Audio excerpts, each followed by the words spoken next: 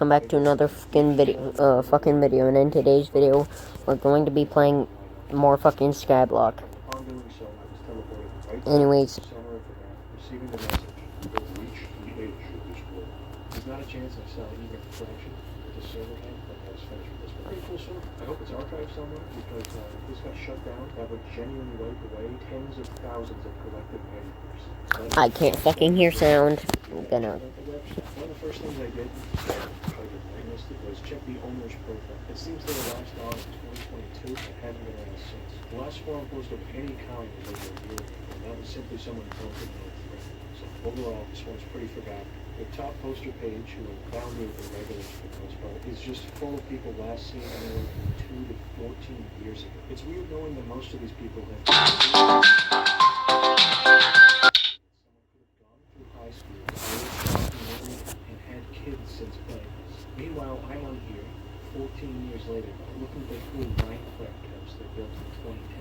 Going back to look at some of these old posts was pretty interesting. There were a few posts on here talking about how the server is a bright spot in their lives, so they look forward to playing on every day. Both of these thanking the server and the Another post was someone declaring a acceptance a must. Two comments are saying potentially the best. Another post even for a while, in which Firehouse Club explains that people who break from Minecraft in order to focus on school, and they will be back on about it. They never did.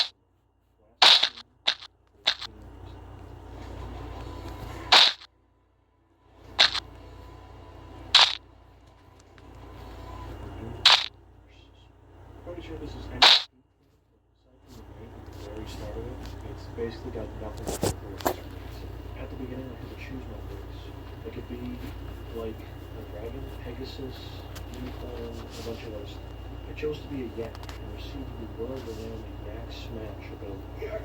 I don't think this choice impacted anything in any way. I got right into this battle part of this one. Almost immediately, there was a public reward chest with a note saying that it was left for someone with a 15-hour-long build to the server, and now it remains as a sort of public goodwill chest for anyone trying to take or leave items. To my surprise, it wasn't full of anything good, but it wasn't completely empty. There was also a note beside it saying the chest wasn't there when we found the sides, so we placed a new one and threw some stuff in it, but an oddly polite server. Just beside that was a nice little ranch with a public field of cropped fruit and vegetation. Someone left another note here apologizing for taking some loot to make bread, followed by a thank you to the owner of the home. Now listen, okay?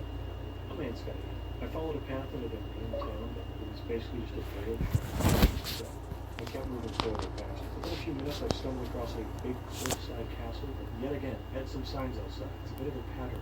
These signs, which were left by a completely different person, were introducing themselves, and they found a homeowner's horse out in the wild and assumed it was lost, giving the exact coordinates to go retrieve it. They also complimented their house. This is the nicest server of all time. There was another base around the place with its own community felt. Again, this one was completely replanted, and the livestock were all replenished as well. It even had a little cactus area where someone left another sign saying that they borrowed a bit of cactus off the top, instead of just doing that and letting it regrow. Again, this is an almost comically pronounced. Around the space of another base, I found a small unfinished house. It lacked a roof, but on the inside there were signs saying that the writer came across the house and did a bunch of work on it, but had to leave it still unfinished, leaving a chest of materials to get it done. Now obviously, I'm a bit of a genius architect, so I finished it off with a very exquisite post-modernist design. And that's not an opinion, but a matter of fact. A bit further on was another base with another chest, more signs saying they were checking their base out, thought it looked cool, and left them some extra materials to help the building. I have never seen a public surface. I was finished with this one here though because it was just killing me with colors. I needed a dash of destruction or despair to help balance things out.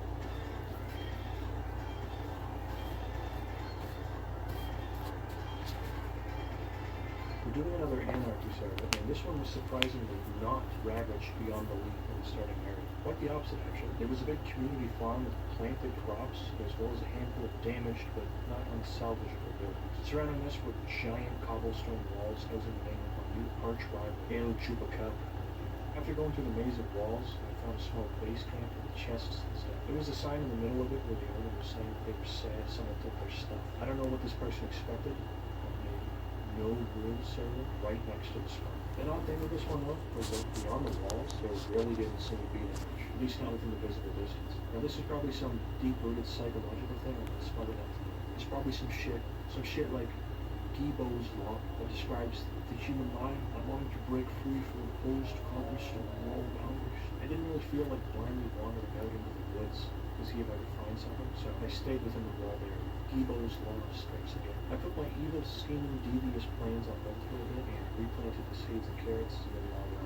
I discovered a bit later that this one has only ever had like 600 people log on, which is probably why it isn't that bad. The bulk of those probably got on for 10 seconds.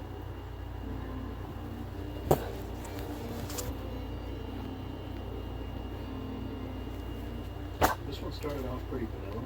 There wasn't some giant spawn city with 40 game modes to choose from. Just a small starting area with corners on which way to go. One of the corners was towards the owner's house where they sometimes leave free shit, so that's where I was headed. Now, I don't know why, but a lot of these servers just, they love having stupidly long walkways that take like 10 plus minutes to follow with nothing about boring. During this one, I saw one wood house, and that was it. And that was over like 12 minutes of just sprinting through this path. At one point, the path split with it forking off to real town, where only the realists reside. Once I got there, I saw a handful of like Gromby or Magnificent songs, which ranged from 2017 to a few months ago. Now, I think they had plans to have Realtown be a sort of publicly accessible basic necessity farm. Lots of automated farms with publicly reachable chests, but they just like forgot to make any of it actually accessible. You can't open doors, chests, you can't talk to the villagers, nothing. Now, because of how little it was developed relative to the age of the server and how little else there was on this one as a whole, using my Batman Arkham City detective skills here, I'm gonna guess that the owner and his buddies played on this one for maybe like a couple of weeks before getting bored and just forgetting about the server entirely. This was supposed to be the big village run by the owner and his friends, and it was barely anything. I've seen more elaborate player-made towns in half these servers. Since real towns secretly suck, I went back to spawn to go in the opposite direction in search of cool stuff. One of the first things I came across was a sign that predict this server would be running forever in 2022. Now this could either be a legit question or a threat, depending on how to read it. Beyond that, it was your typical Minecraft server stuff, bases, one of the busted up boards across the flexible so catch it up and still play. This went on for a little bit until I reached a sign that said I was fooled by such a simple trick though, so I got right forward, which brought me to a big cobblestone church that was preempted by the skeleton horseman of Saturn. So he was mine. The best skeleton horseman in the comics gets 14,000. So anyways, I lost the horse because so the tricky I looked around for a bit more, fixed those houses, but it just wasn't the same.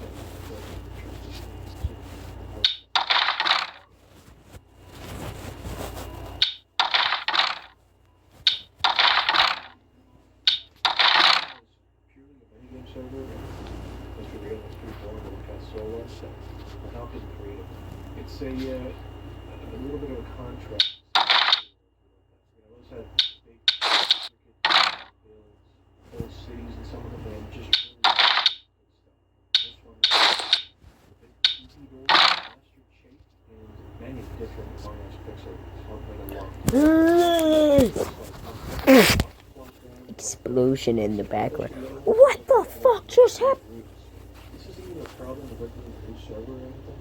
It's like 6 years old. I don't think I've ever seen a creative world be this uncreative. Sometimes these are hosted elaborate, well-built works of art you've never seen. Some of the stuff don't move, and the server's basically 5 on builds.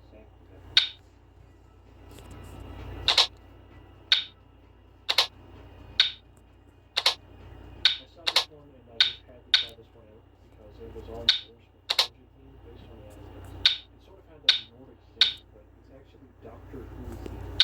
I tricked it. Actually, we built it. The spawn area was pretty small. The only real thing of note is that the leaderboard for this one was 4 players.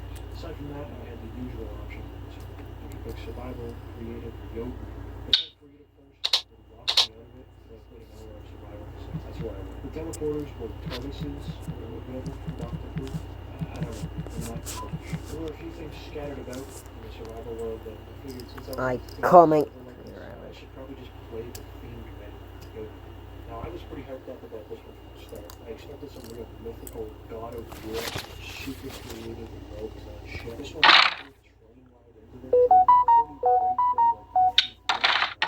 Even had its own level transition fun. But it was just a regular vanilla Minecraft world with literal nothing custom whatsoever.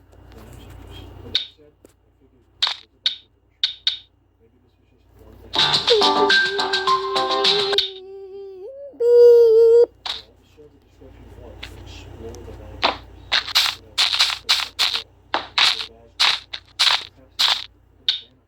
Well, boys, I was gone bad news. The North Realms are closed for renovation.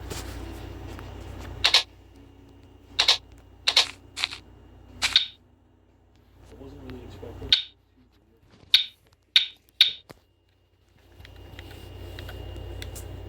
subject matter. No more Minecraft stuff. Hang on. BRB. It's been a long while, but just as an update for some of the stuff in the last part. Surprisingly, all those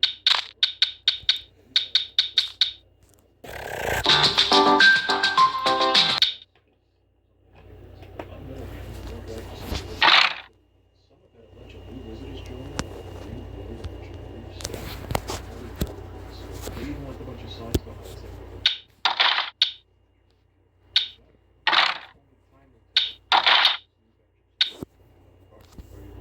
it's been a good while since I've parked. I'd like to say thanks for 250 I do a very play out Blueberry celebration, but nobody needs anything. Again, I started a Patreon.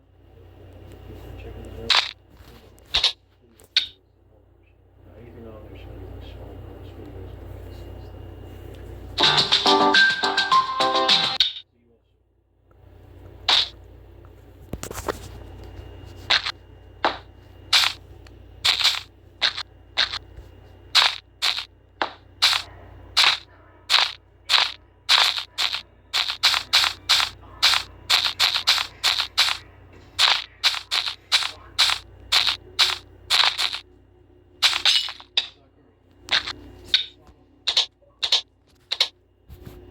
See you all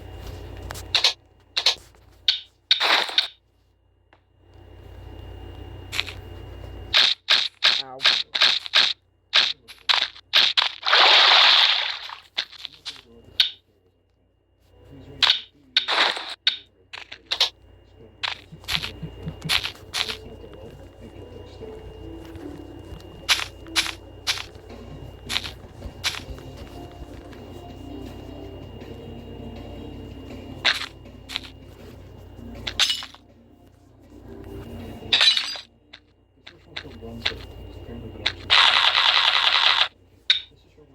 Oh, wait.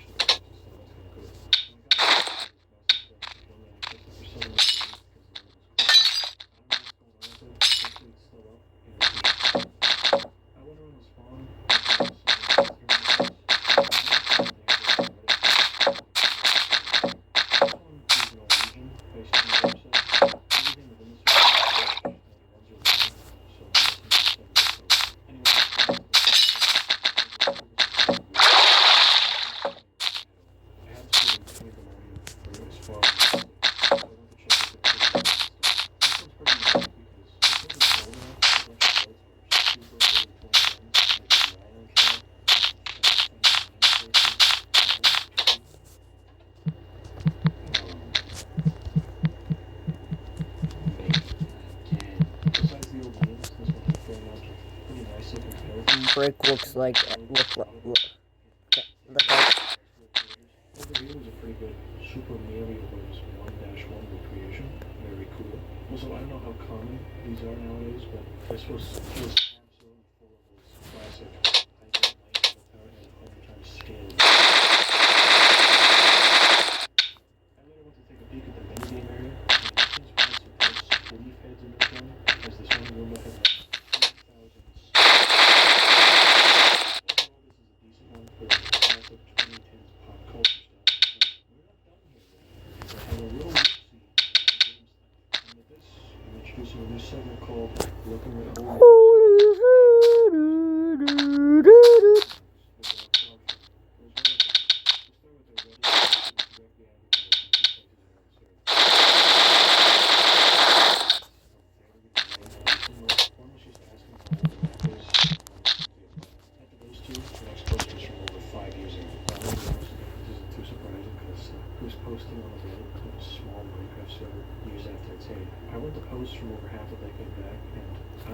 put in some words about fields, people from 7 years ago, he nostalgic for something that's still around, shadow of his former self. There's also a decent number of posts on here that all go over how they long for the golden days of their childhoods in the server itself. People telling stories of logging back in after years of being away, finding out that old friends had become administrators on the server, or had disappeared without a trace. Stories of walking through their hall of fame, seeing familiar others taking off with even harsh times. They thought the members of the server TNT. wishing they could go back.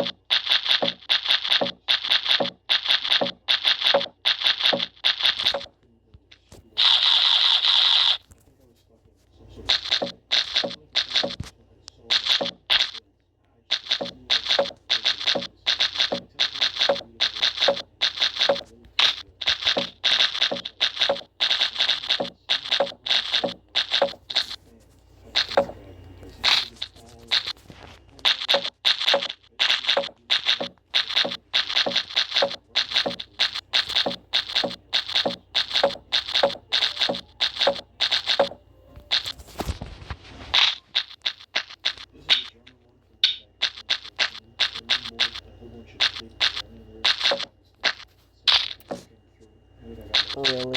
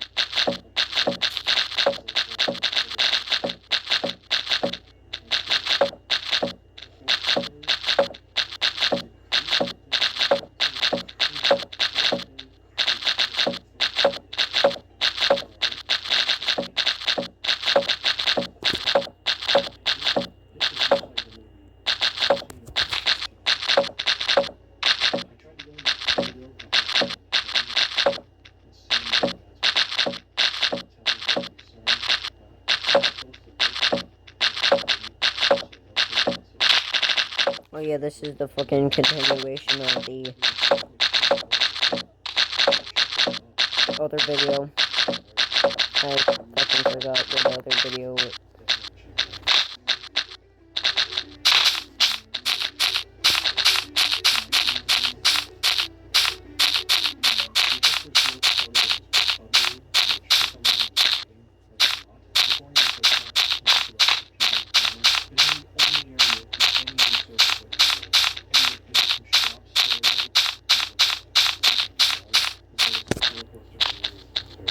started off by heading into one of the survival zones. I moved it out for a bit, and decided to get back to spawn, which I was definitely not as far apart from before. I decided that I might as well make a long series because it seemed like it was handcrafted. This ended up being really cool. This fight started kind of bland with this long empty road. I eventually found a recreation of Hyrule Castle from Twilight Princess.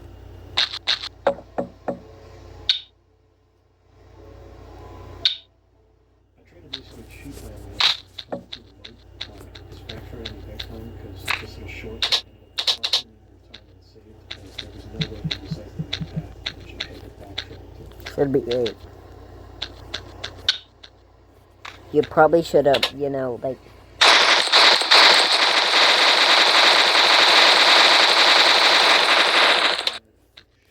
Keep in mind, that is just from my finger. You would see autocorrect.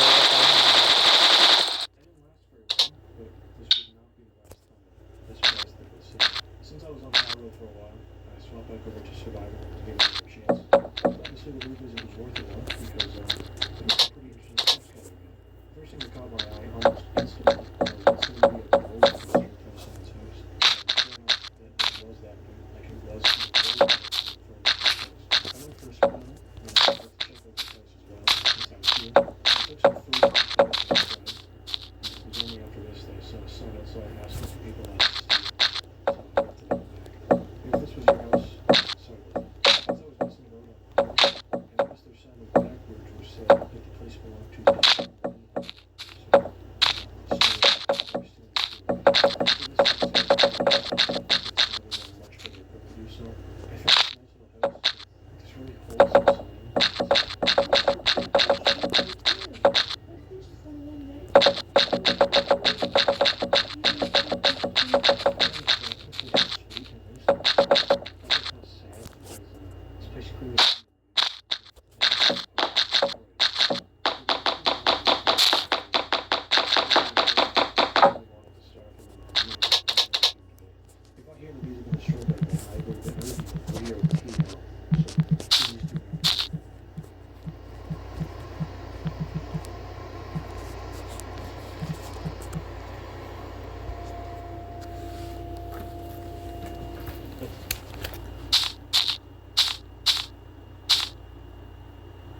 the decent amount of time just looking around at these old abandoned homes and buildings, which sometimes have a wooden side, and I was going to use it to rematch with the zombie came from earlier. Behind this big base here, I found the Uru Memorial, which I'm assuming is for an in-game catalog or something like that. One other thing I was noticing on this survival was that a few places around the map had signs left by fellow virtual terrorists marking down the past. These relics were created recently, a couple of years later. It was mostly the same group of a handful of players. One building I found was a simple wall to the house, with the other side of stairs. Now, I'm not directly accusing anyone here, but it seems like one of these players that took a little tour of the place also went on a bit of a graphics trip, because I don't think that it's a coincidence that every inch of their sign is rough to shit in the Entrance.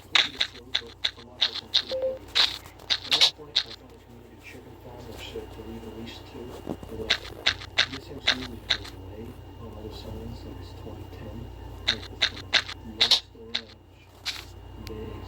after the French house, I teleported to another part of the survival zone, but this one was picked clean and brief to have, so I hopped out the survival part of the server. The next thing I found was it seemed to be a recreation of Hyrule from Ocarina of Time. It seemed like these guys were built on the road. I didn't stay in the country very long. All I did was head into the Temple of Time.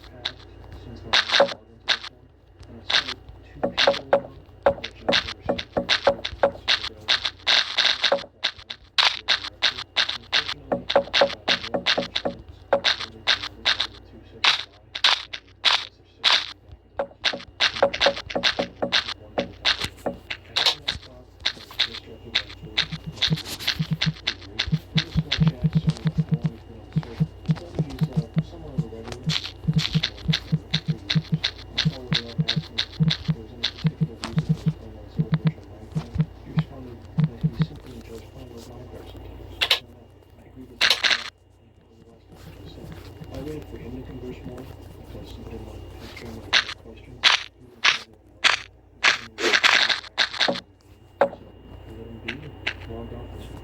Video gamers, like another installment of the Wild Card game. The Adventurous Code website was made in 2007. The server was closed. The forum on the site was a complete villain. There's one person from over 20.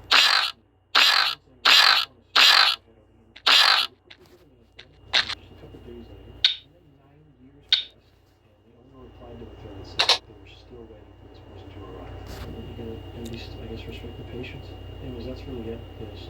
Hey, dude, just a reminder, you're gonna come join our, realm. It's been like fucking 9 years since you sent that message. Are you gonna join? Holy shit. It's still the same thing, but it's been it's a decent chunk of what people I hopped onto the logic corner and chose a server called I chose this one for the modded section where someone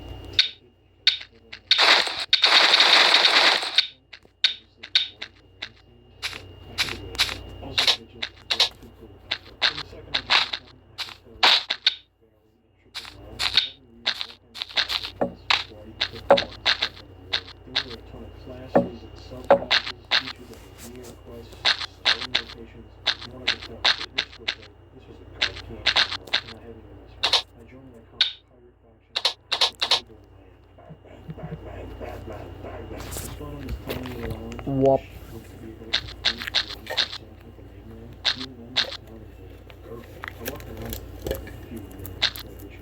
Like, this was genuinely the biggest server I've ever seen. It's massive. But despite all this girth and complexity, there was one guy besides me on the server.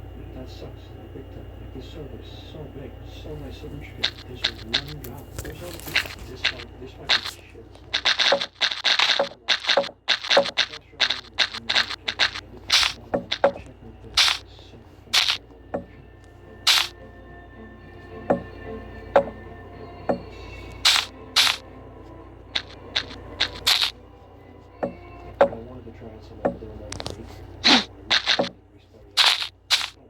Once I was back in business, I was for a bit. I decided my goal is to be chill and random.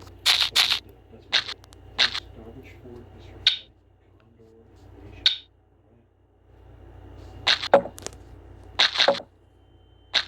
I was pretty much switching directly towards my game for so 20 to 30 minutes. Like, I'm not exaggerating that.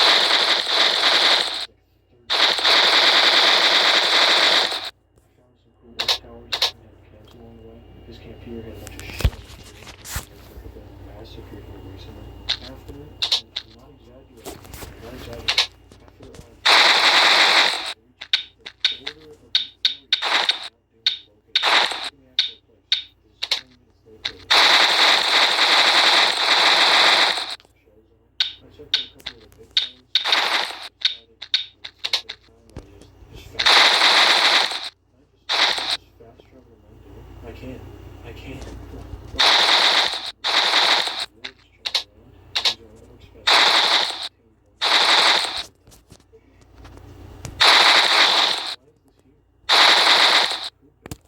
The gate to the place. Tumbling down the side of my building, stumbled across this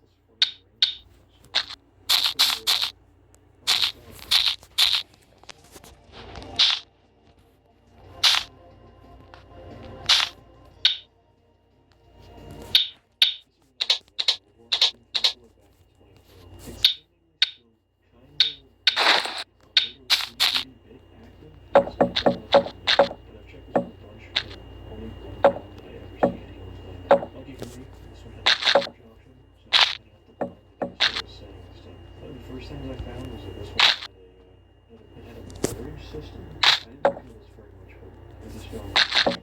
I also agreed to hand over all of my data that was in this server. Next up was a couple of games that I got.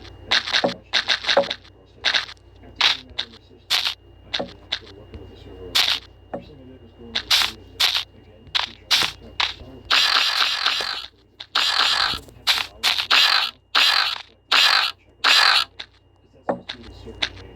I found it pretty young, but essentially a minigame.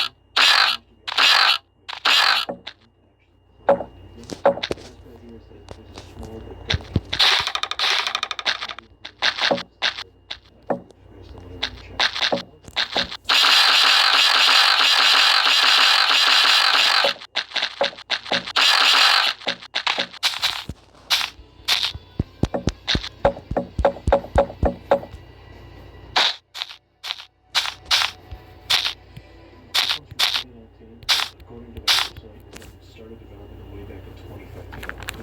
sad because just a couple of years later, it's completely empty. It's not a minigame server. There's no being purely minigames, no survival, creative, or anything like that. For some odd reason, this one had hats and skins, despite Minecraft having them for free, because these ones are special. Now with this one, I wanted to try and at least get into some of the minigame maps, but the problem here was every minigame, save for parkour, we needed at least 4 people to start. So, I guess the lobbies look nice.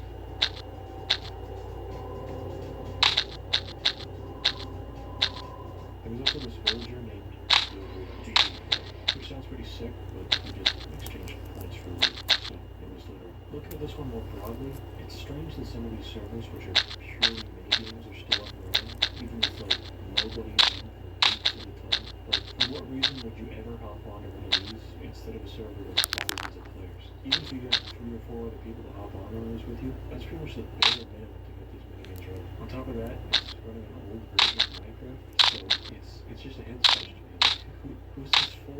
Who's playing this? This also isn't me trying to be like negative or anything. If anyone's an owner of one of these kinds of servers and has some insight on this, let me know. Like, who's this for? I genuinely want to know. I looked into this one further outside of the game and found a post from a year ago saying that it would be shutting down, but then they went back on that, so I don't know what's going on here. I assume they found a cheaper way to keep it going. Check this one out if you're playing mini games together. Moving on.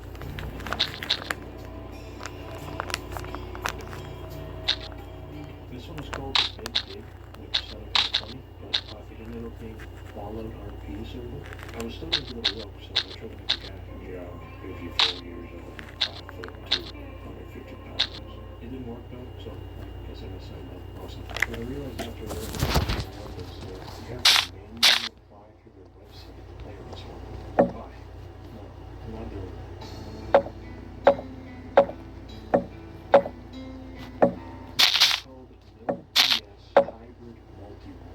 Expected this one to be OBS, just like it says. I went to this little group here at spawn. The sign of you is just like student workers. Kind of BS if you ask me. I asked them to check their website and it had a live map, so here's what you can do, I guess. Cool.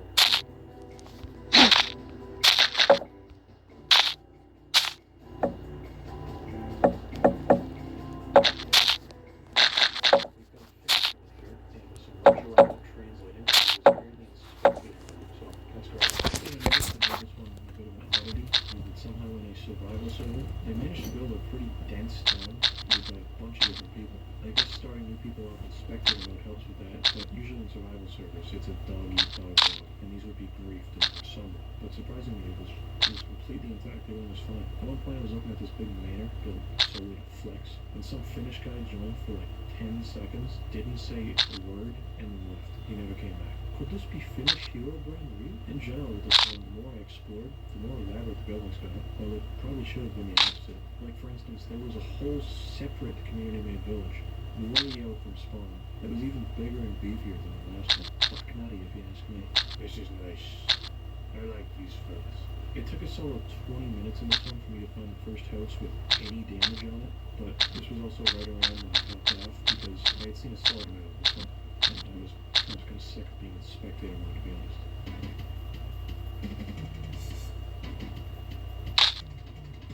Next one up was a server called Crewcraft!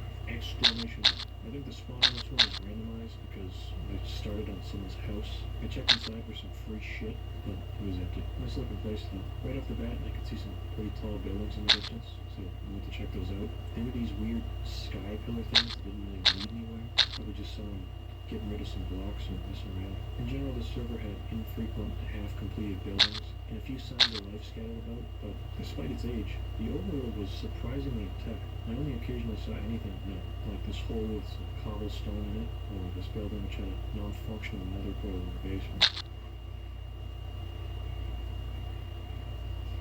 Usually in survival servers like this, the area around spawn is complete chaos, and a totally demolished war zone for a few hundred blocks in any direction. This one was just a handful of buildings and then nothing more. Everything was unprotected as well. Nothing was stopping me or anyone else from just breaking anything built in the server. Seemingly they had no commands either for some reason, so I don't know if this one wasn't briefed like it was. This isn't me telling you to do that, by the way, just an observation. I hopped off this one after exploring for a bit because it simply didn't have much to it. Moving on.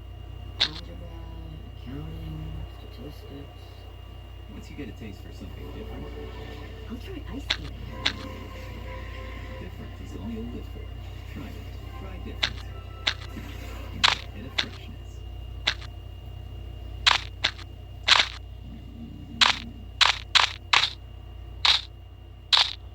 The pet-friendliest people search pet-friendly listings on the pet-friendliest sites.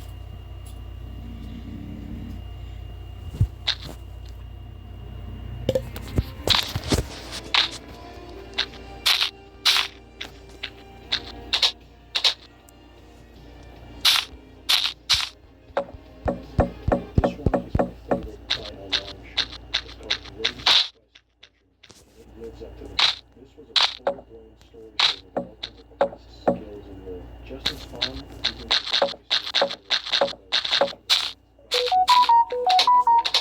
the world's bountiful lore. Solving Ray's Quest means knowing guilds is key. The more you show, the descent is a hoot. When you get to the bottom, climb up to the top. The pickaxe quest should be your next stop. Turn and go will be a purple stone bullet. Just 5 minutes later. No, I didn't know he existed. Yes, I have heard about him. That's what was actually going on. I started with And around the spawn. I logged into one of his servers. In fact, what I did once I logged in was immediately went to Anarchy the entire fucking server. AK, annihilate it. Pages long. It was honestly pretty overwhelming with just how much there was to do. Things were pretty tame for a while, and I just walked around doing some simple quests and joining guilds. It was posted all over that I would need to join 3 guilds in order to attempt to become an heir lord. One of the guilds I could join was the Purchasers. I referring to started cat food dishes. This would enlist my services to their leader, Butterscotch. I ended up getting into the candlestick makers, the wheat farmers, and the photographers to start. And this was enough to try my luck to become an heir lord. If you would become an heir lord, do the quest, ascend to the heights to prove you're best. If you ascend the protected ranks, you will see summit things. At the top of the wings, you'll get the reward for fall damage. I don't know, I don't think so. I'm pretty sure it's just a stupid ass Russian Telegram promoter. I don't know.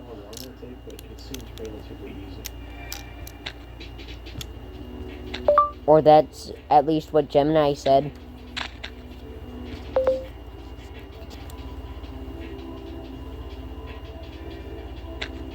So I underestimated the airload ones a bit. They were kind of taking a really goddamn long time to do, and I got a bit of bleeding in the meanwhile. At one point, I literally passed by the spawn area, which was already super high up compared to anything else, but it also told me I was getting close. The rooms were shrinking smaller and smaller as I continued on. I occasionally go over these restaurants for some loot. These get so much loot that so I had to pause it and just put my inventory to carry cash. After about 30 minutes of running circles on the whole map, I reached the airload peak. And this funnel was done. Why? As I said earlier, I no longer took fall damage. Pretty much the upward lava. Skipping forward a bit after becoming the airload. I wanted to venture out, see what else awaited. I left the protected area. X, Y, X. Pirate ships, temples, and other cool buildings, and I was blocked off from getting a closer look. These were either decorative or I wasn't beefy enough to get out there yet. I think I had to become not just an air lord, but probably a lord of everything before I could get out there. And I'm gonna be honest, I really didn't have enough time for that because it would have most likely taken a long time. I played on the bridge for a good while, seemingly barely scratched the surface. And to be honest, I'll probably go back on because Oh, well, I joined one because I'm like, what the fuck is going on? Oh my god, it's another hacker. Let me go, DDoS.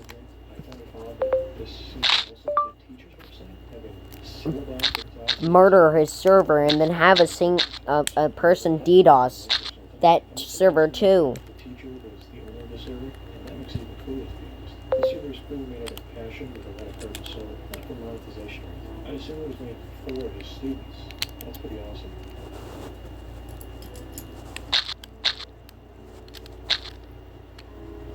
I didn't really know about this part. I was debating even putting it in here. I feel I have to mention it, so I'm going to try to keep it as brief and as respectful as I can. I tried searching for the owner of the site to maybe tell them about it or potentially interview him, but sadly the first thing I found was that he passed away earlier this year. Obviously I didn't know him, so all I can say is I hope he rests well. It seems like he was a fun and creative person. With all this said, I really don't know if the server would remain up if he was the actual owner. It's possible someone else hosts it and manages it. I would hate to see it go. To close this one out, Gift Express to Travel is still here. It's there.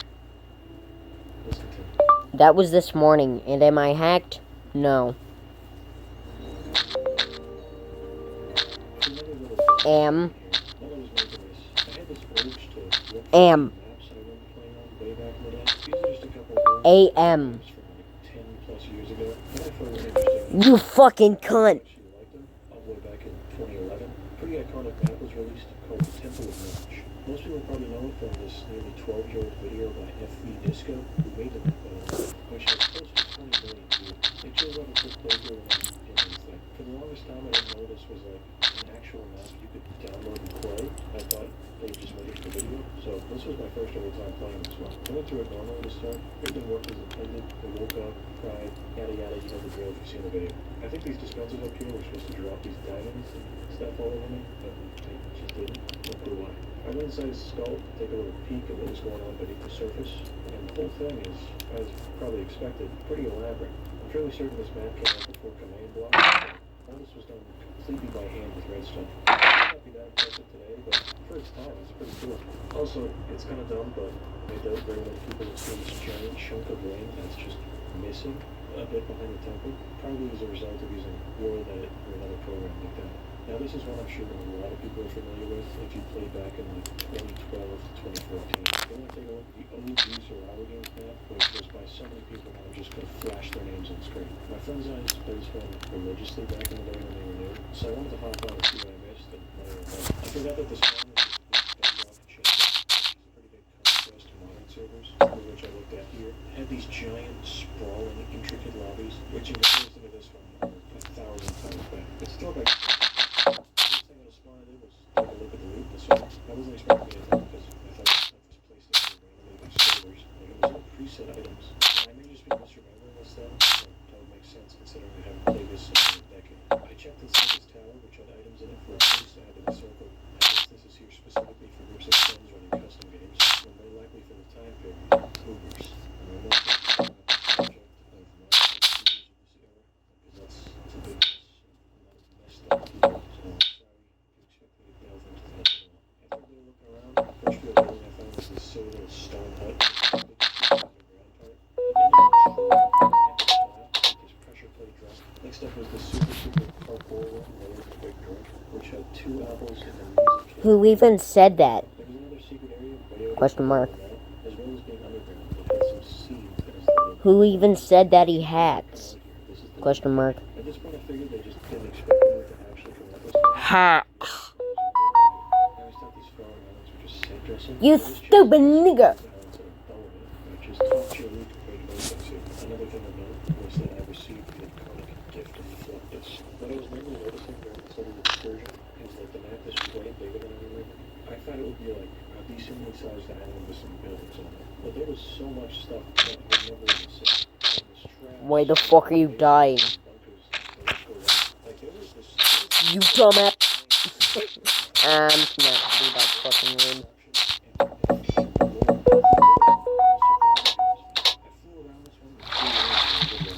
I guarantee this does some more secrets that I never even found. This one was a blast for the past for me. I think it's pretty on me. So I'm sorry if this section bored you, especially if you know I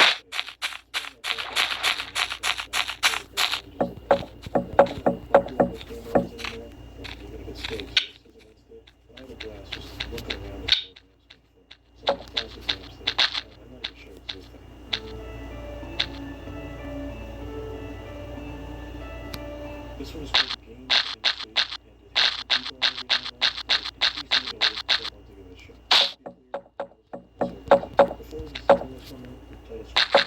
Once I got into this one, it gave us a short journal. I'm pretty sure this agreement here with the dot and shoot circle alone means I agree to be stopped, keep on, and cook over a phone. I just clicked one. That's not his fucking name. Commands, obviously, but I just started walking around. Had these funny armor stand guys posted all around the place.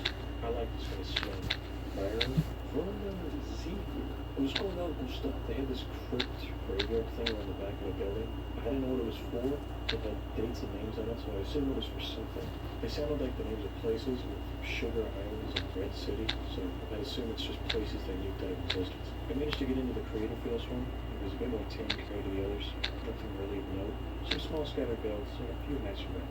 I also went into a teleport called Fawn, which I think was the survivor, but I'm not sure. The spawn seemed to be completely random, and it put me in the middle of absolutely nowhere, as I couldn't find a single speck of human life anywhere in this world. So I looked a bit. I made a game room. I'm not hacked. So whoever fucking made that message must have been a dumbass. And to that dumbass, I say, you're probably stupider than the Russian Telegram promoter. My French is a little rusty, but I'm pretty sure this. Which, that's what that dude is. There is no 40 prison. There is no 40. I went into the creative first here, and it seems that the French are big fans of beacons, apparently. Got a big enough joint there, Rick? For some reason, the survival map spawned me in creative mode, so I flew to spawn to swap me back into survival, and it nearly instantly killed me. Now, I actually couldn't tell if this was the real survival map, because I couldn't do a single goddamn thing. I couldn't break blocks, eat, open doors, like nothing. I was basically just a walking king. I'm assuming there was some agreement with French or something like that, but I didn't do. It's the way she goes.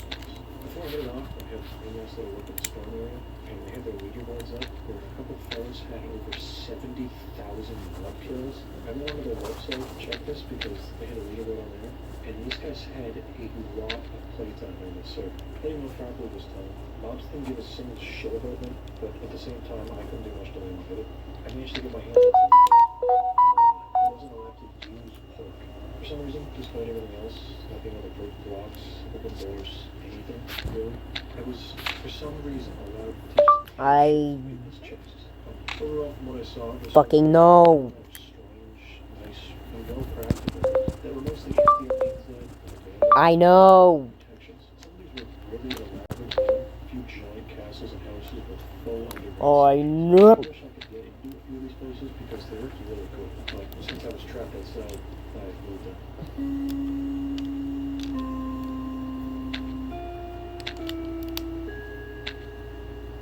I've been sentenced to 17 years in federal prison. So here's a prison break Minecraft server. Right out of the cell and spawn, this one looked like it was going to be a huge crime. Spoilers. It was. It was. It was absolutely a massive crime. Starting off, I had a little bit of waste of time, so I got right into the hard labor.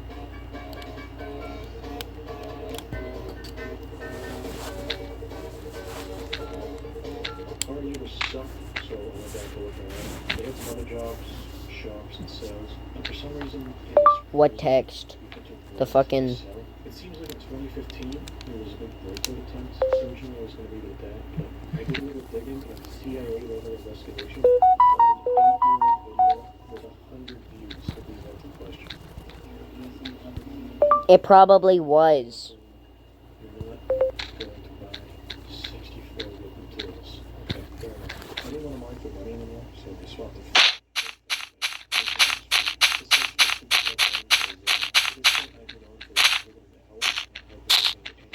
based on this, it's taken me a few hours just to get to the next tier. The freedom tier was like 25 times so I pretty much gave up any hope for breaking it. I broke it. I'd achieved true freedom in the Minecraft prison break zone. This freedom, however, was only merely a facade, as I was trapped within crimes of the Invisible Barrier. No one was experiencing an endless confined freedom within these walls. I cut ties with the world and expelled myself from the server, as well as the game. And so, after a 3-month slumber, Redline returned to YouTube with a goofy Minecraft video. The fanfare was mild, and only one question was on everyone's mind.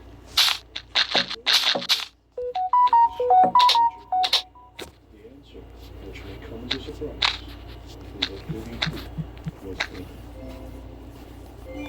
Oh my fucking god.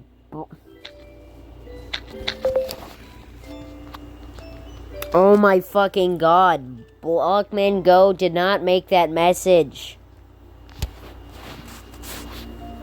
Hey there.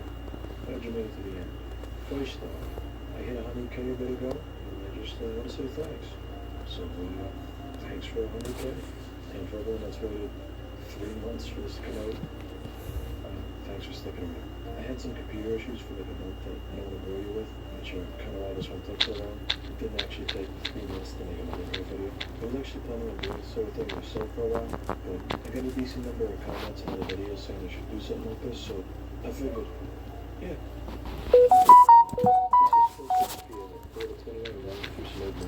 Then who the fuck did?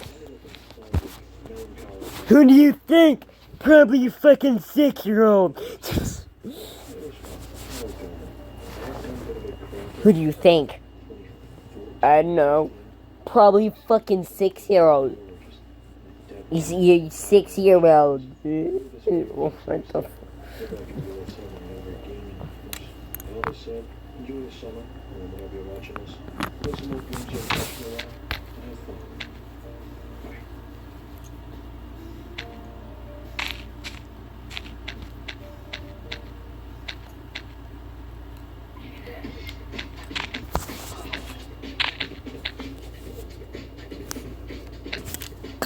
Yeah, fucking cunt.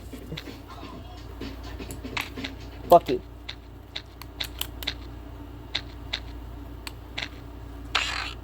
Go back to round 2.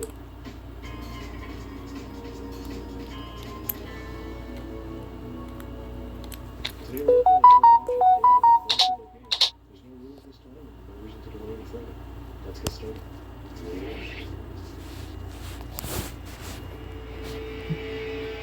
So there was like Hold up, what the fuck was that?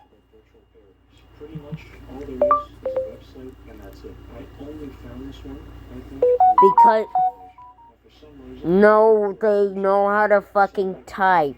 Or no, spell. And they probably made it in being. Look at the amount of fucking emojis are at the end of that. I'm pretty sure that's a 6-year-old. Because only fucking 6-year-olds spam emojis. And if you spam emojis and you're not 6, you're fucking immature at this point. Enjoy this one while I managed to get it, and when I tried to install it, so I was going through the game's 19 worlds in alphabetical order. First up was one called Airplane. It took a bit to fully load in, but when it did, it looked kind of cool with the black on blue color scheme. It was also here that I realized it was actually just Active Worlds too, as it had many of the exact same systems. I hit it into the micro, and it was blasting copyrighted music. I've got to replace that. And the back holes of the micro, I found the avatar menu, absolutely chock full of stolen avatars and copyrighted characters. This shit is gnarly. Inside, I also noticed a theme park ride, or what I think is a theme park ride, ported into the game. I'm not sure what the legality of this item, so I haven't found the next server. Within server 1, the crime count is already pretty high. Next up was Blizzard. This seems to be the sort of hub world for this game, with tutorials on the spawn as well as news and announcements. I also found a stormtrooper sitting around, so add that to the copyright infringement counter. I even tried calling it out in the game.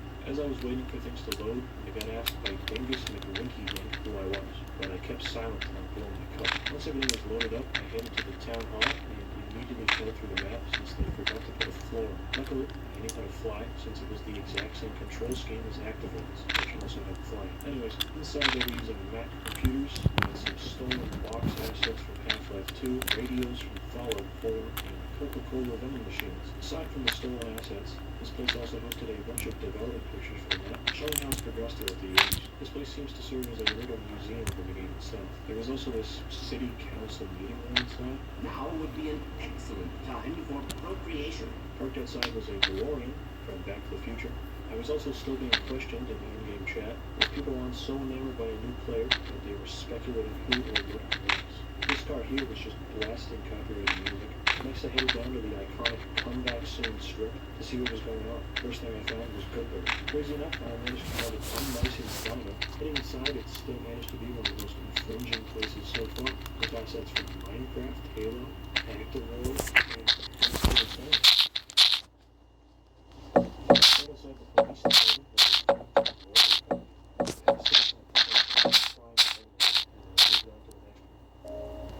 this one was called BZM, or Buzzin', and I thought this was going to be like a club or a game room or something, but I was just locked in this weird room with all of the rooms locked. So there wasn't anything to do for something.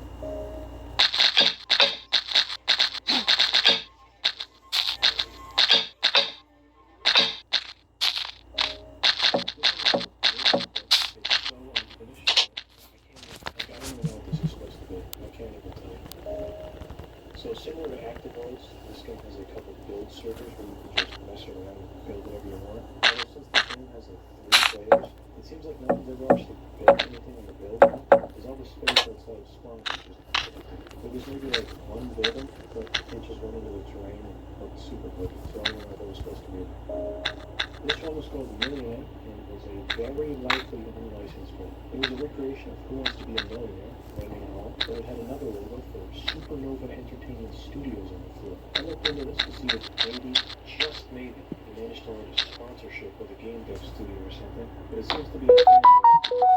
As I was while looking into this, I also found that they recorded full episodes of the show within the game. Roll the tape. A bar of which of these is referred to as an agent? Candy? Soap?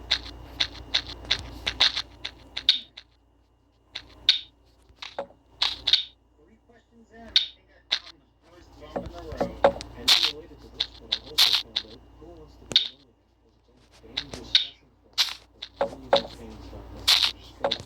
Anyways, I looked up that about and found all their secret tricks, including their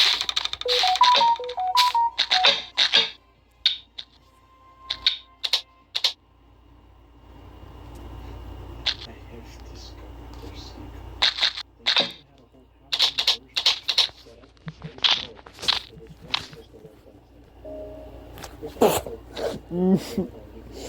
Nope, that's not what I meant to say. This was another beautiful small one with a tree floating in space on a weird cube platform. I tried flying away to see if I could find anything, but this was it. There's several more. Bingo, this one was just bigger, but there was a little house sitting just beside it. That's it. There's nothing more to it. Just a little fun house. That's it. So I think this one was either broken or it was very experimental. With Test 3, we go back in business for the unlicensed stuff. And on top of that, it was super weird. This one had the Ghostbusters firehouse ready to spawn, which I don't think is infringing to make, so that's fun. Nice film. On the other side of the nice little house was a lady with a rotten face. The other very interesting things here were the Ford Titanic and more Who Wants to Be a Millionaire music. In general, this one played like was more definitely a fresh map and a lot of just weird stuff in this. This one was unfinished, but it seemed like an actually cool little cyberpunk map being walked on. A couple guys even joined and they were even moving around, but they weren't saying anything in the chat, so I don't know how real they actually were. The first thing I think of when you say that is the demons that Doom God slays in Doom. Even the signs here are pretty much identical to actual Slaves? Slays. recognizable buildings in this one, and not one but Slays. a You stupid cut. similar buildings. With a handful of unfinished larger buildings also scattered around. There wasn't really any standout wow buildings that I'd specifically like to show off, but for the most part, everything here was pretty much. I did find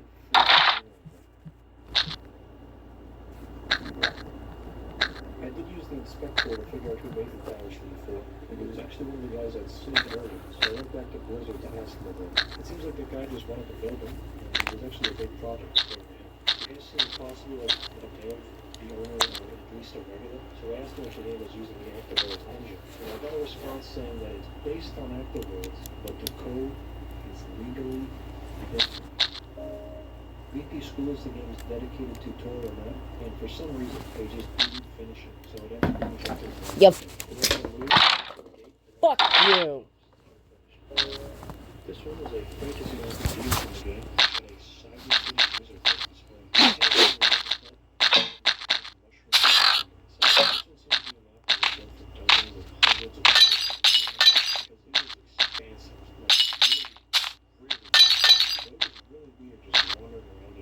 I kept waiting for at least a PC or something to come along. Also, it was very clear unfinished in all the buildings. Like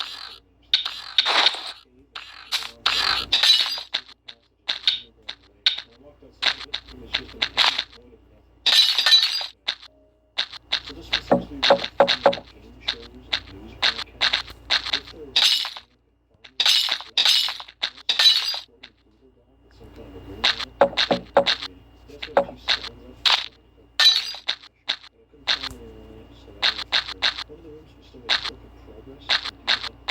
Including looking at Jimmy Fallon for inspiration. One of the rooms had some kind of movie set or something. And a couple rooms to the desk with inspirational posters.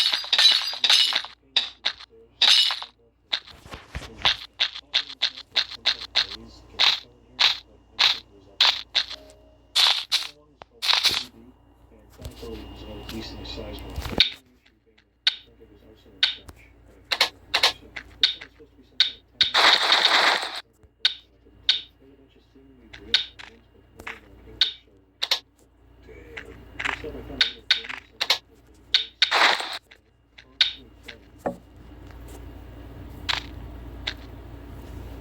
alongside a bunch of real games. Wasn't straight for me. 25 for life. I tried writing on the wall here with the tag, but sadly people didn't invest in us. Finally,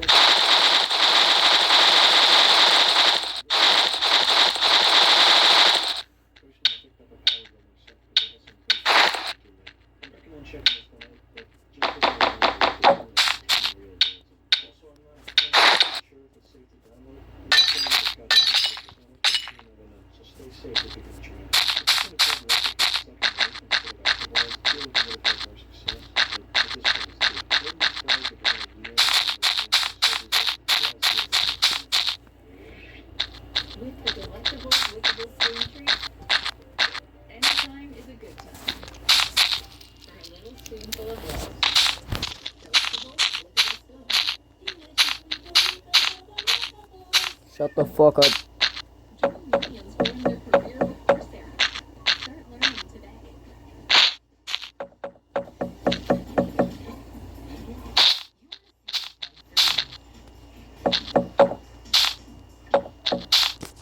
With a personalized feed, see what you like.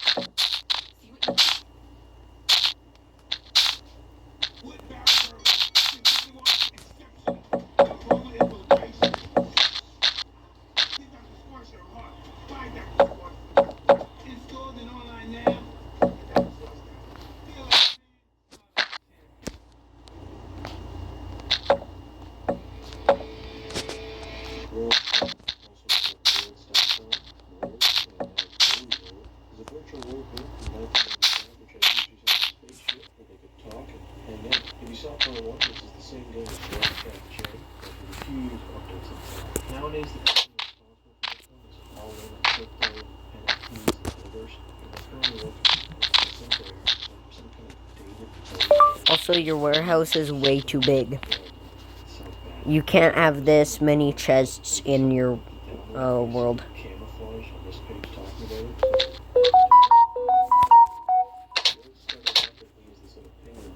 The game not only uses the code words for that occasionally get the code word I have into a bold, giant questionnaire. Movies, computers, antiques, and fan art. Huge fan value. Ooh, I got some acid jazz, some alternative, got some baroque, got some show tunes, got some ska. I like gaming and pizza. I hate homework and being on 30. I filled out this entire thing and didn't even get an email with the code word. I'm going to be honest, I thought this was game over after this, but I tried the simple action of just closing the account creation tab, and I haven't worked around it based on this thing is malfunctional, or at least this version. Also, can you quit making your entrances even, Reflections. That's insane. Just like I was for a game. like 4 blocks wide and whatnot? Because the Heading into the avatar room, they had a ton of avatars on selection, all kinds of themes. And design for the outside I'm trying to make doesn't look good because of the 4. Because the entrance looks like it's 4 blocks. The window that I made out of the entrance is 4 blocks wide. This is Gooby's best friend. Ron. After this little avatar adventure, I went to the Entrance. which nearly crashed the game. So is 4 blocks wide. Had a little look along the lobby to see what else there was. It seems like these paint textures over ads were good, but clicking on them now just takes you to Amazon. It seems like this is another one that they could. So add it to the list. Heading down to the auditorium, they apparently had some poetry readings at some point, every Tuesday and Thursday. Plasma grenade. The first place I checked out was called Pan. You do realize he's equipped with fucking plasma grenades, right? He literally can summon shit out of the air. No, he can't, but, well, no, yeah, no, he can't, but I don't think so. Bright colors, but I'd be lying if I said I didn't like it. And this place has a bunch of rooms for discussing different genres of music. First thing I did was head on into the metal room.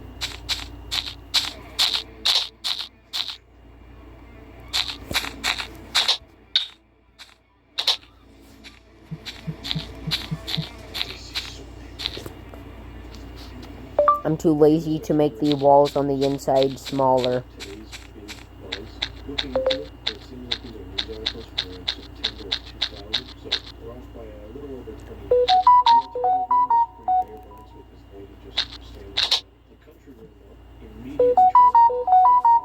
For some reason, there was a dead guy on the field. Hopefully that's enough. Motherfucker, he ain't legal. The room was actually seizure inducing. He ain't legal. What? Absolutely polluted before No, I don't see him.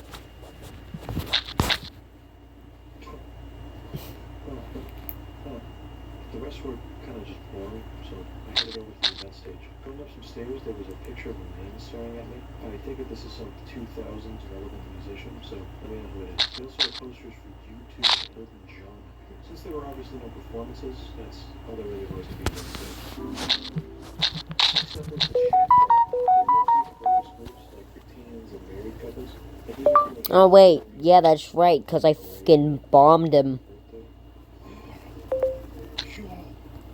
I stuck a fucking plasma grenade down his throat. It was time for a little shopping, so I headed down to the store. They had an ad up in the window for their trivia contest, and I walked up to it. Actually, inside the store was just a bunch of JPEGs of various celebrities. I found a list of people that the site actually partnered with here. Since they pretty much advertised themselves as Bowie and everything, I expected that they would Bowie go first, and none of it worked. Right outside the Elton John room, some music started playing for about 2 seconds.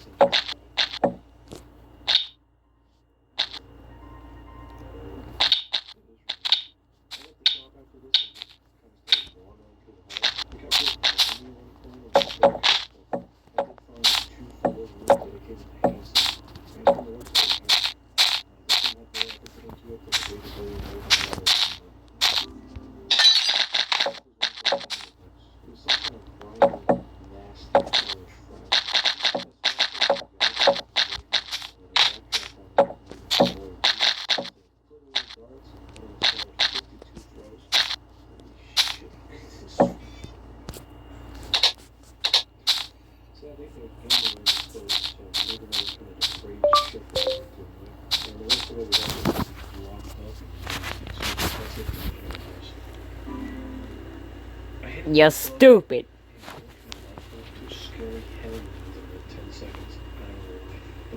Yeah. Guess what? I own more plasma grenades. And I own more shotguns.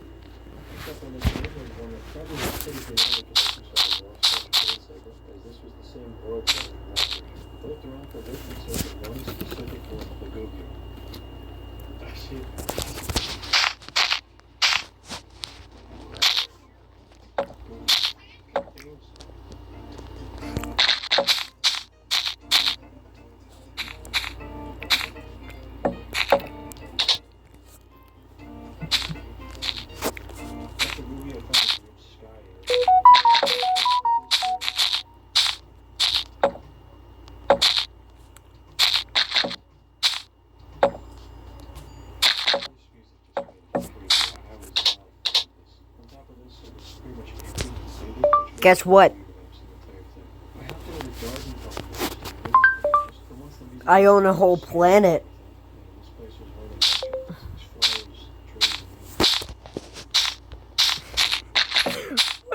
fuck am I doing?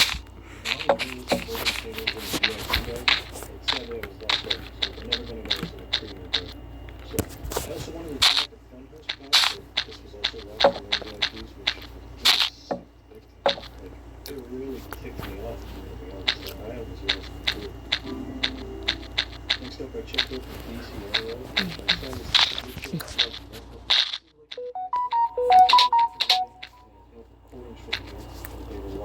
Motherfucker.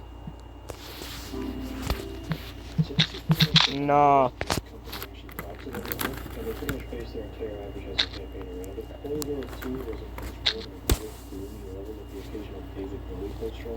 was just a few streets and a Toronto cityscape, but through one door I did find another weird little cellar. One of these guys took me to a room with a bunch of Bowie's paintings, but being rendered in one of these graphics did not help. I think it was what I'm called the Church of Bowie. MF, it's top secret. I'm not fucking gonna be telling you. Why the fuck did I say that in a southern way? You.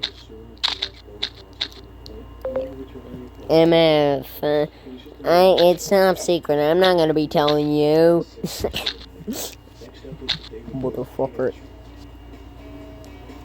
BowieNet will launch the first ever real 3D music site on the internet. World 3D CD Bowie World. As always, David Bowie is on the cutting edge of internet technology. And once again, he's ahead of the curve with a unique 3D virtual world experience. After wandering around, I went up a little staircase which took me to a desert gas station. I wasn't even to those, but something different. So it seems like this game had a crossover with the WWF at some point. Getting in the shop zone and got pictures for the golf course, Stone Cold Steve Austin. There's some good times they kept playing the shirts and since the 90s, stopped the game and they had to restart. Also, guess who's in that army? Also, guess one of the people that's in the planet. And also the WWE is super tight gripped with their stuff, so I don't want to show too much.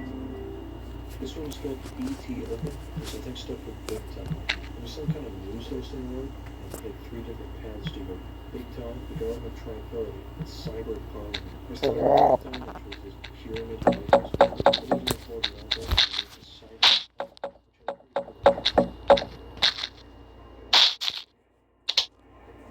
This one is apparently made to voice your thoughts on the day's top topics, so I'm guessing here that at some point all these screen types and news or something, and we could discuss it here with others. Finally, I checked out the guard with tranquility, and like the others, every site this one went to was long ago.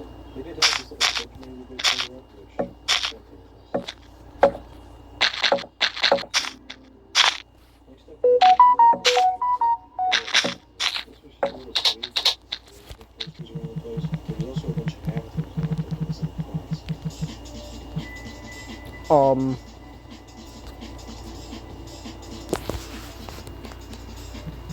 I tried to get backstage, but the bouncer held me back, which caused me to flip into the wall. Tossed up in the Aerosmith world was this Aerosmith title. Made a bunch of stuff in there, including Tyler's special songs. I enjoyed this real grease book, and I keep catching showing these later.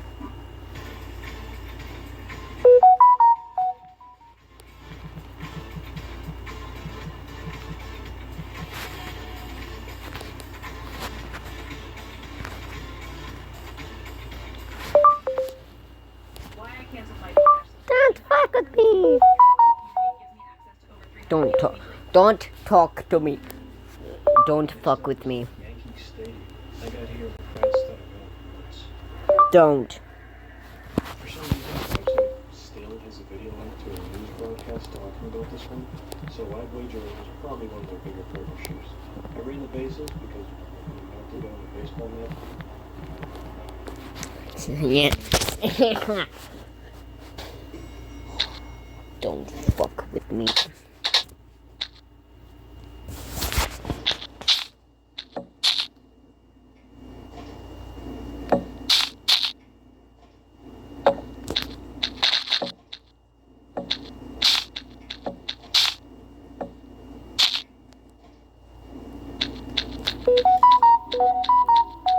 What the fuck was that? With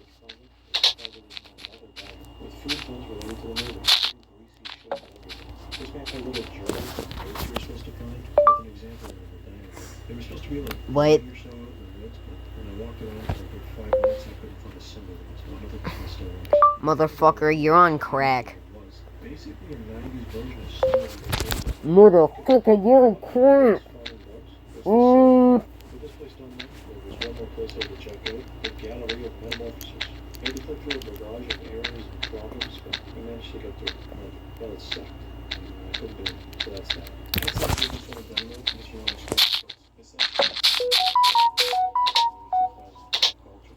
It's fun to walk around and see all this stuff. It makes me wonder if people are looking back at things today with the same curiosity. Maybe something like Ford.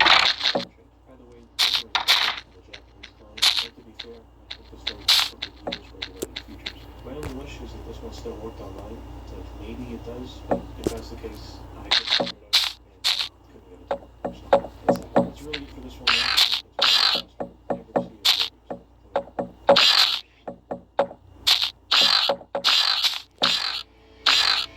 it. There is another virtual training program. I'm going to call There.com for PRO because There is bad name. It's from 2003, mainly older ones, but it's still like the language. It did shut down in 2010, but reopened in 2012. I actually just no idea how it's still up because this is one of the one option in one. This one had a bunch of 2000s relevant corporate sponsorships and partnerships, mostly a bunch of stuff with Fucking boat. to create a military training center using the game's engine and systems. So basically, while one group of teams was having fun dancing on the beach, another group was training fire and combat. I don't actually think it's wisdom or whether it's publicly available. And on top of that, this is one of the useless off, if any, but it is I shall fucking hack. Numbers, Just numbers.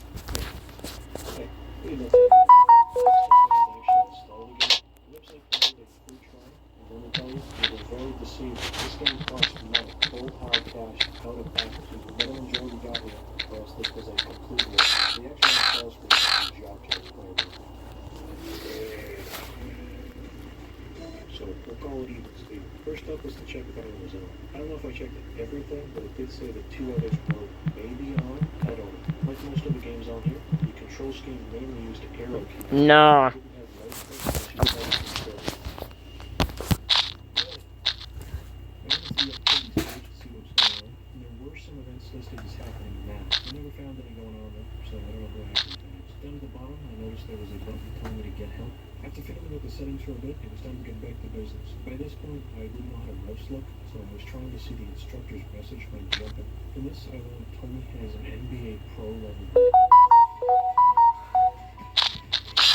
was informed by the game I could just quick catch some plastic figures and figured why not. After about 20 pounds of beef and a job, I could not only cut down No.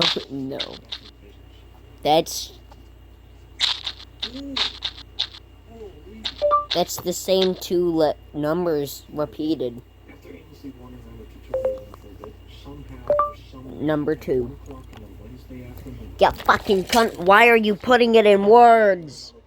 he was rocking hard. Sadly, he scurried off and I never saw him again.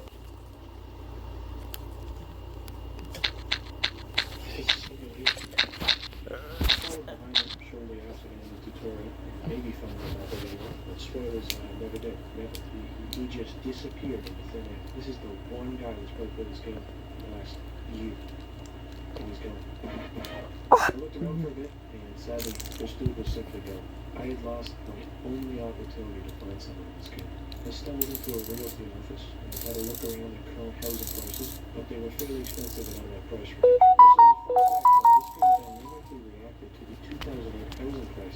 Okay, that's just fucking spamming at that point. That's not even hacking.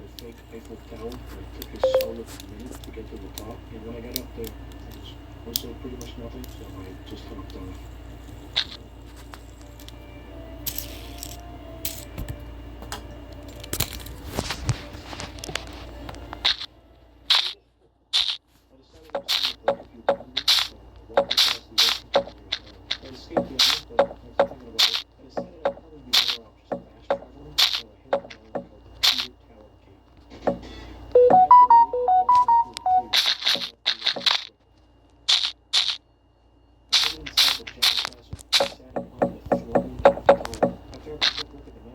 one was also that some kind of event was happening at the bamboo Paris. Apparently it didn't sound like the one was actually happening. So Saturday had the fun something must have been.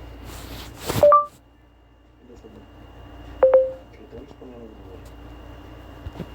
You can still jump like the best. I'll tell you how much. So I arrived in Egypt. The entrance to some ancient ruins, which happened to have an ancient Egyptian iron door for the entrance. I scrolled down outside and did some hopping around and smashing ancient artifacts. Absolutely. What the fuck? Respected everything here now. I went back outside and hopped on the Sphinx. But after this, there was pretty much nothing left to do besides hop all over fragile ancient architecture. I checked out the shop while I was here, and I saw that they had all kinds of transportation, like hoverboards, buggies, and hover bikes, and I was too bored. Just past sunrise in his old West Outdoor Saloon, Tony was posted up for a drink. Then he passed out of town. This one was like actually nothing. Just like the last one, this one was. I'm fine. Damn it. Why does it leak? Easy. So this one spawned me on top of a mountain, but Tony's got padded protection to get down, so it wasn't an issue. Down below there was a little place called Skippy's Playhouse, advertising itself as a nice little theater. I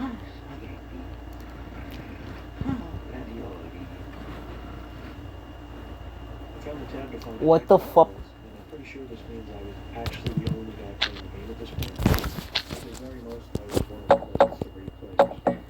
Next up was the Mushroom Fort. Quite honest, I was getting a bit fed up with this game. I just wanted to sit down at this point. This one has some potential, but like actually all it is walking around talking. If you don't want to shell out some cash for some of the premium stuff. The character creator was solid, though. Best part of the game. It was like, this is one where I was shut down again, and for good, within the next couple of years. Because I don't even know if there's still mechanics to keep this thing running.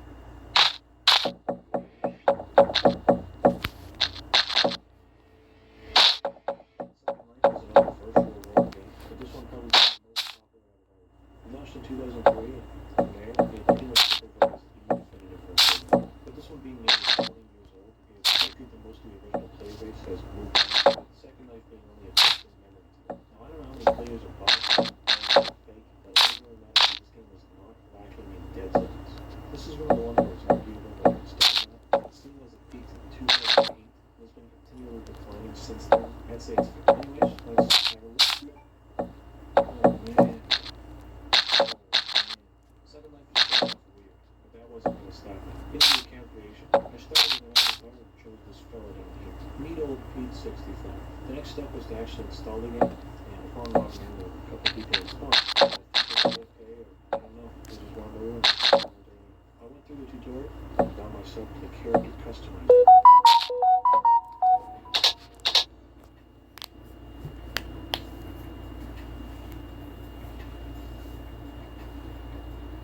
After old Beat was finished being sculpted, I decided to ignore the recommended items and jump right to the board. But the game is super slow to load with only a handful of items so I don't know if this is an issue of the game, but I ended up going to this one and actually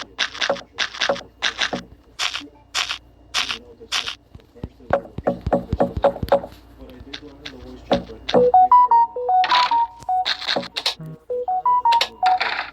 which consisted of a bunch of identical features on individual environments. Flying around the desk, there was also this floating black mass of I hopped in this motor, which kind of and then I decided I was going to start the code. Your session is great. They have products for users, as well as copyrighted music through an online version, so we'll just play a MIDI of it.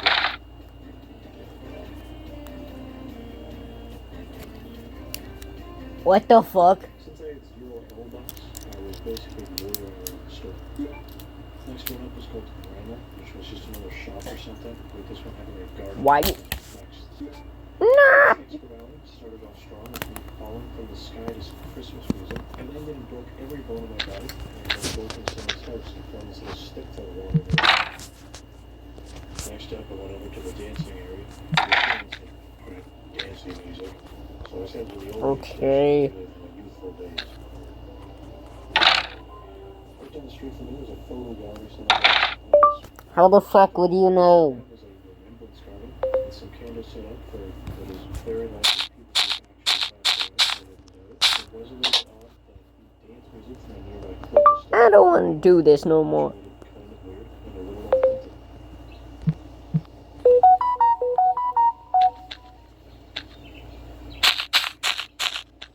Over in this fenced off area, which I flew into, we got some more stuff for sale. And there's this rainbow tiger cat thing.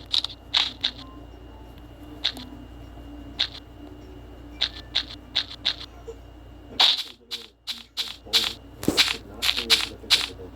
My arms were too puny to lift. Last thing on the checklist place was the Tai Chi station. Next up, I found one called A and Corporate. I'll have the fence here and found a second life in eternity. And what do you know? Another shopping mall. There was another person here, but they just kind of stood still and disappeared once I got close. I don't know first time. What the hell? They're going. Up in a mall called Cedar Creek, I teleported right into someone's house, right beside them while they were sleeping. The security alarm was going off though, and it was ticking this one. Someone started taped out, all caps. Instead of a single door, this one was some kind of wall or something. There was a handful of players here, but none were moving, so I guess they were good. Everyone was getting also loaded so fast. Not even booths, right in front of the door for at least 20 to 30 seconds. Outside it was even worse, with blue cars all around, and things were just warm over. This one also had an empty stage beside it, which I doubt is anything news, but I'd like to be proven wrong. Beside that, there was an ice cream truck giving away free ice cream, but it was too short and couldn't reach the counter. This one said Goody, upgraded from the mall to a straight for the different stores. I spawned this one right next to a place,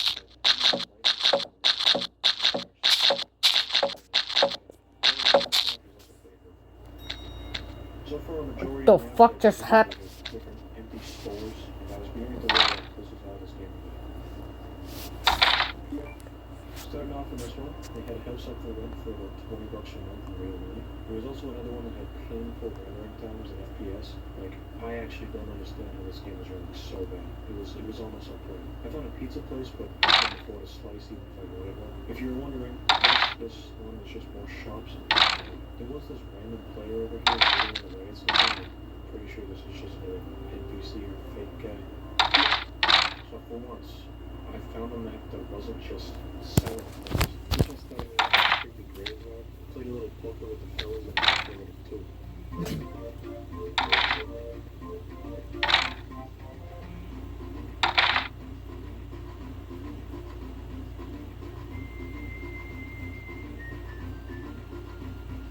It seemed kind of like an asset dump, but a bunch of weird random bills were just kind of scattered around here. And I found up at them. I found a teleport to Chains Bazaar. I was looking around this one and somehow ended up on this wall after trying to dance. I was promptly stuck and just moved to the other. This one was a small city with buildings and light. What the fuck did I do? Wasn't trying to sell me. Also, at the same time, it was kind of boring. You couldn't go into the buildings and that was about it. And what you're seeing is where they go. A bit further into this one is their Gamer Temple. Not that was mentioned before we moved on. This one was the last steel, and near the gate there was this funny guy who whispered out. I'm not dealing with this shit again.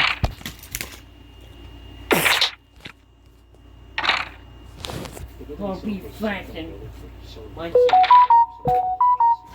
also found out that the green dots on the map, which were supposed to be players, can just be named assets on the map. So let's go one into the woods and What do you there's want? lizards, sharks, and one comparing pets with Yoda. What the and fuck Peter you Shaw. want?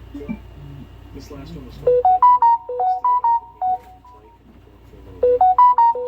I don't know how this was working because old Pete couldn't even reach the fence. Inside this little house here was a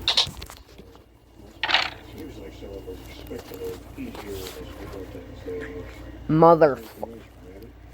What the fuck did I do to you? You bloody cunt. Yes, I just called her a. Yes, I just. well, it's just kind of Yeah, I really just called her a bloody cunt. That's not where I'm here from. This one might be worth revisiting in the future, maybe with someone who knows what they're doing. Who knows?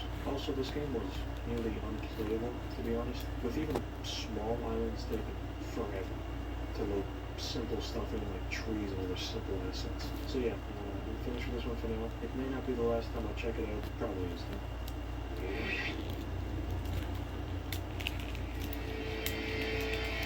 INVU. This is just another simple online virtual web dedicated to people looking for character creation. Fun fact. I know you can't hear my voice. If you can, you're lucky.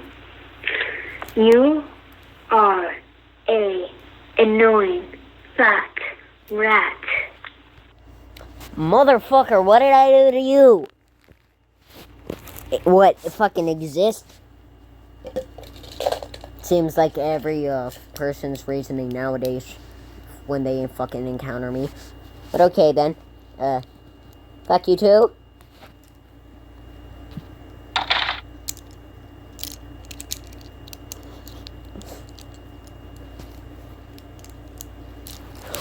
Ooh, I need to wait for them to respond.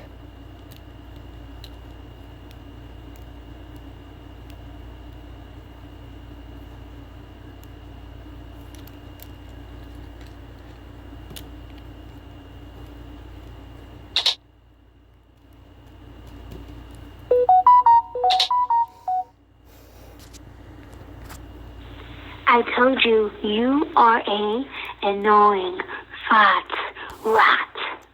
Says the fucking one that spams me on a daily fucking basis.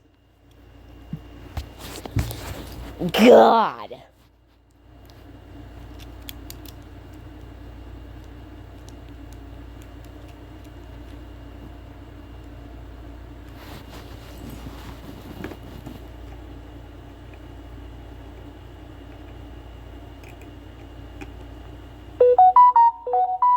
Now what? I swear I will have the time to scream at your face. What? I swear I will have the time to scream at your face. What?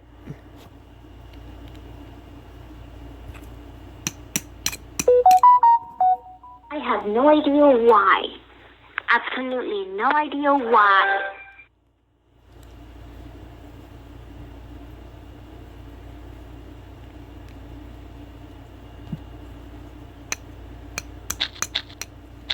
What?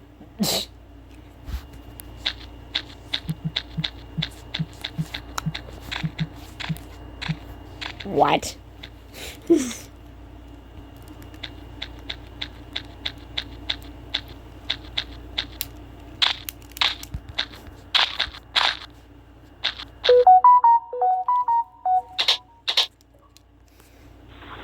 Oh, I'm sorry. Is my voice is too low?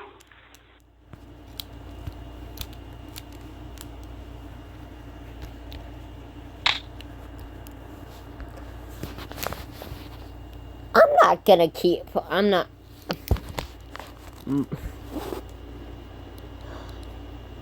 Motherfucker, I'm not gonna keep arguing with you.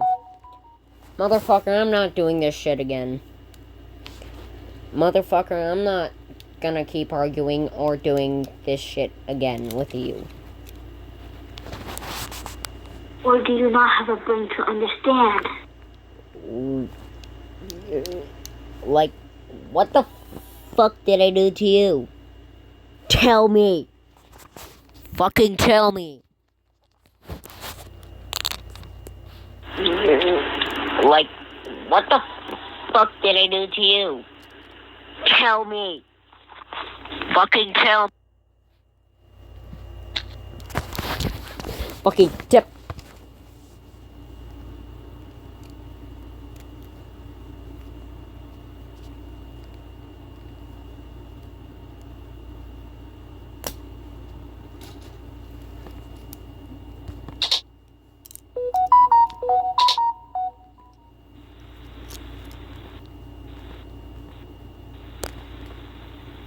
I told you what you did to me.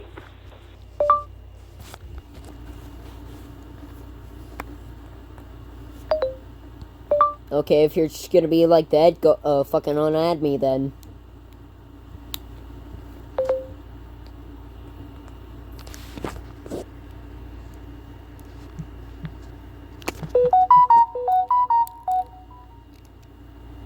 you don't have a brain to understand our size.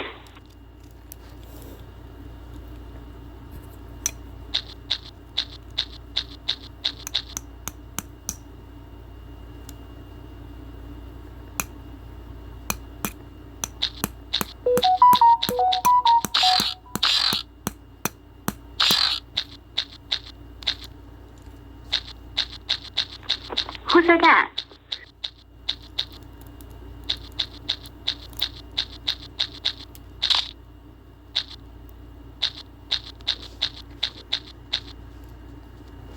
Bro, you're being fucking rude for no reason. Why do you think I'm saying that?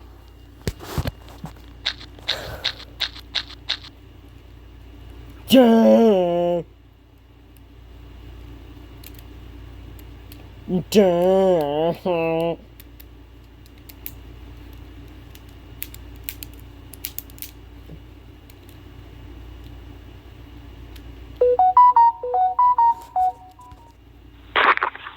Because you're a dumbass.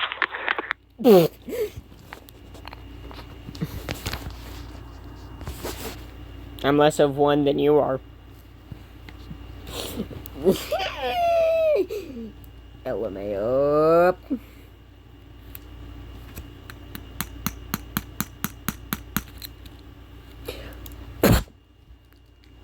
Sorry, I'm trying to fucking...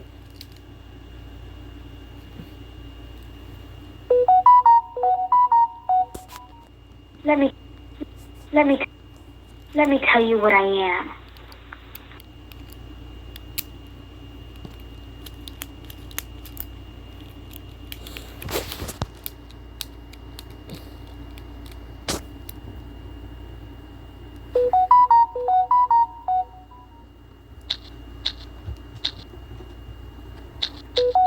We do what we want to do. We do what we want to do.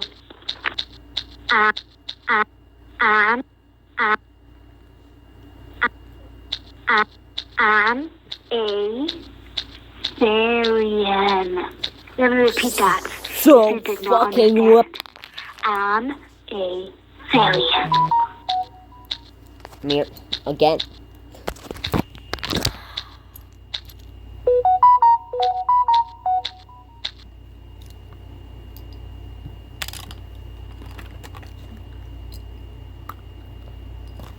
Hold up, guys. I'll be right the front, right?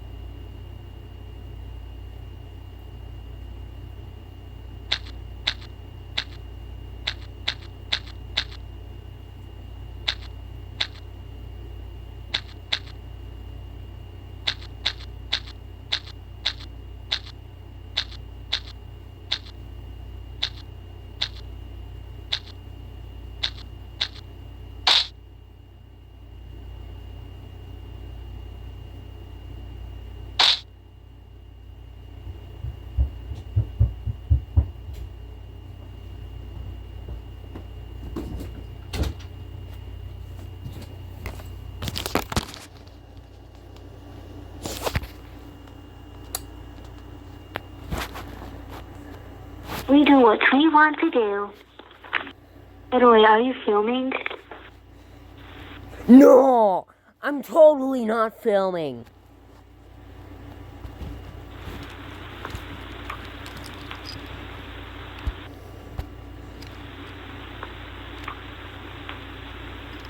Silence. Just...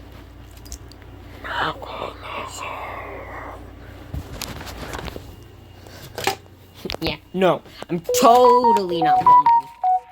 Touch grass.